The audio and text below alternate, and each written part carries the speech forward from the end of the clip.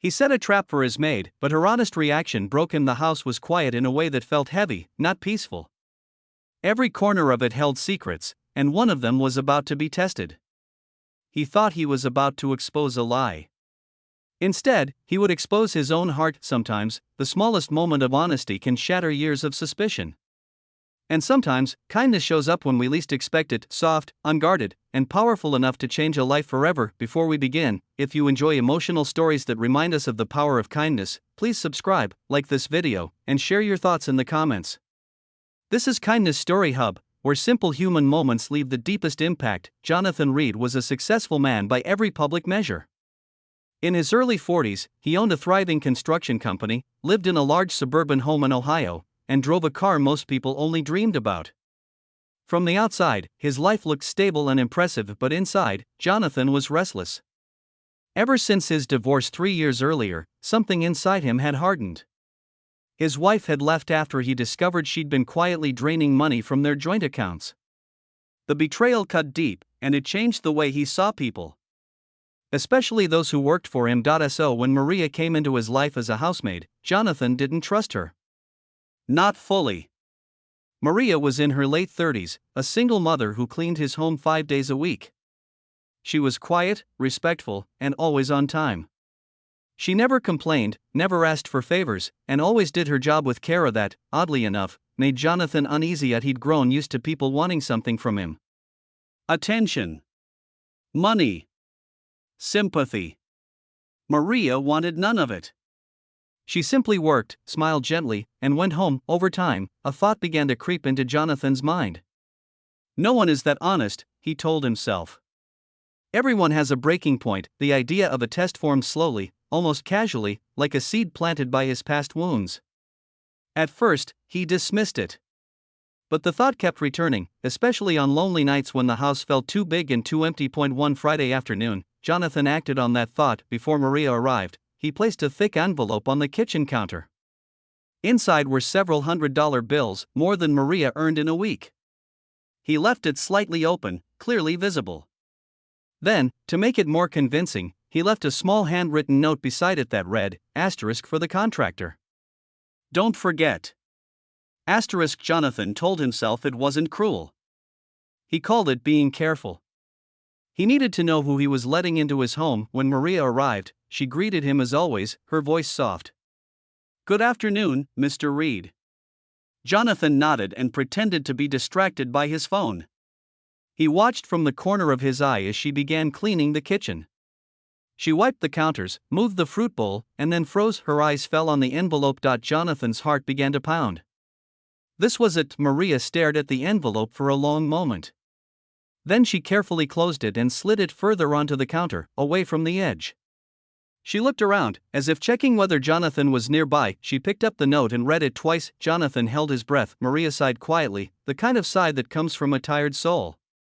Then she did something Jonathan didn't expect. She sat down at the kitchen table for several minutes. She didn't move. Her hands rested in her lap. Her shoulders were tense. It looked like she was fighting something inside herself. Jonathan felt a strange discomfort rise in his chest. This wasn't the quick decision he had imagined. This was something heavier. Finally, Maria stood up and walked down the hallway toward Jonathan's home office. She knocked softly. "Yes?" Jonathan said, forcing his voice to sound neutral. Maria stepped inside, holding the envelope with both hands, as if it were fragile. "Sir," she said, her voice slightly unsteady, "I found this in the kitchen." Jonathan leaned back in his chair. "Oh? And?" She held out the envelope. "I think you left it there by accident." Jonathan raised an eyebrow. "You opened it?" She shook her head quickly. "No. I could see what it was. I didn't open it." There was a pause. Jonathan waited, expecting her to add something. Maybe an excuse. Maybe a request. Instead, Maria took a deep breath. "I want you to know something," she said. "This week has been very hard for me." Jonathan felt a flicker of surprise. "How so?" "My son is sick," she continued. "He needs medicine that I cannot afford yet. When I saw the money, my heart, it stopped." She swallowed hard, her eyes glossy. For a moment, I thought about taking it. Just for a moment. I imagined buying the medicine and not seeing him cry anymore. Jonathan's chest tightened, but then I remembered something, she said softly. My father used to tell me that money taken with shame always costs more in the end. She placed the envelope on his desk. I don't want to lose my dignity. And I don't want to lose your trust, even if you don't fully trust me yet. The room went silent. Jonathan felt something inside him crack open. This was not the confession of a thief. This was the honesty of someone who had nothing and still chose integrity. I'm sorry, Maria added quickly. If I did wrong by touching it, you can deduct it from my pay. Jonathan stood up abruptly. His eyes burned. No, he said, his voice thick. You didn't do anything wrong. Maria looked confused. Jonathan ran a hand over his face. The weight of what he'd done settled heavily on him. He had set a trap, and instead of catching dishonesty, he had trapped his own bitterness. I need to apologize, he said quietly. That money. I left it there on purpose. Maria's eyes widened. On purpose? Yes, Jonathan admitted. I wanted to see what you would do. For a moment, Maria looked hurt. Not angry. Just deeply sad. I understand, she said after a pause. People get scared when they've been hurt. Her words landed gently, but they hit Jonathan harder than any accusation could have. He reached into his desk drawer and pulled out his checkbook. Then he stopped himself and shook his head. He took the envelope instead and pressed it back into Maria's hands. This is for your son's medicine, he said. Not as a test. Not as charity. As thanks.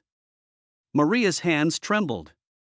I can't. Yes, you can, Jonathan said firmly. And I want you to take tomorrow off. Paid. Be with him. Tears rolled down Maria's cheeks. She nodded, unable to speak. After she left, Jonathan sat alone in his office for a long time. The house felt different now. Lighter. Like something heavy had finally been named and released. That night, Jonathan couldn't sleep. He thought about how easy it had been to assume the worst. How his past had shaped his present in quiet, harmful ways. The next week, Jonathan began changing small things. He spoke more kindly. He listened more. He stopped testing people and started trusting them. Months later, Maria's son recovered fully. And Jonathan discovered something unexpected. By choosing kindness over suspicion, he had found peace he didn't know he was missing. Kindness doesn't always come with grand gestures. Sometimes, it shows up in a quiet decision to do the right thing when no one is watching. And sometimes, it's the honesty of another person that reminds us who we want to be. If this story touched your heart, remember, the way we treat others often reveals more about us than them. Choose kindness. It has a way of healing wounds we didn't even realize we were carrying.